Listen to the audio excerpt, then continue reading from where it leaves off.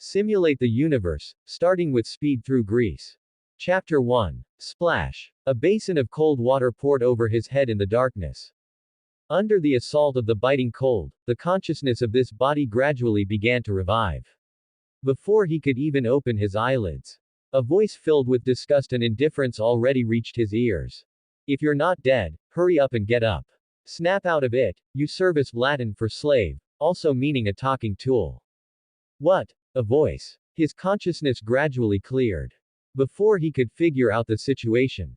Crack tilde. A whip lashed out, and a burning, stinging pain immediately shot through his back. Yi suddenly woke up with a start. And immediately took a sharp breath. At the same time, a large, clear memory flooded his mind. Simply put, he had transmigrated to a strange, barbaric ancient Western world. The exact time was unclear. But he had already spent about 2 weeks in this world. The reason he had such a clear awareness was due to his body's keen biological clock. It seemed that due to the transmigration, his body had undergone some changes, and his perception had become stronger, allowing him to clearly perceive the passage of time. He had a vague feeling that from now on, he would never mistake his own temporal changes, nor would he lose himself in the journey of time. And the only use for this change right now was that it allowed him to clearly remember how long he had been in this world. 2 weeks since transmigrating. A week and a half spent wandering in the desert, finally finding a town. Only to discover it was a civilized nation like medieval Western Europe.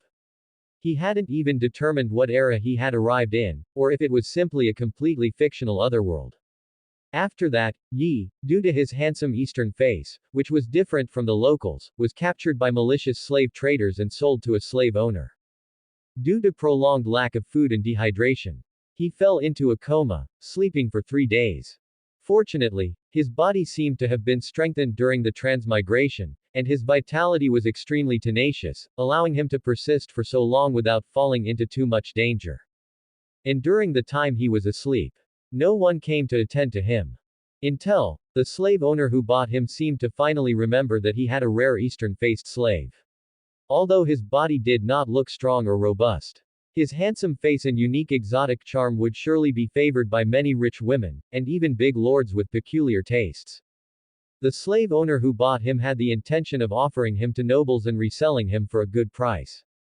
Therefore, after buying him at a high price, he had never really tormented him. But he had been in a coma for 3 days. And the slave owner was worried that he might not wake up and actually die. Thus, the scene where the slave owner personally came to check on him and took action occurred. After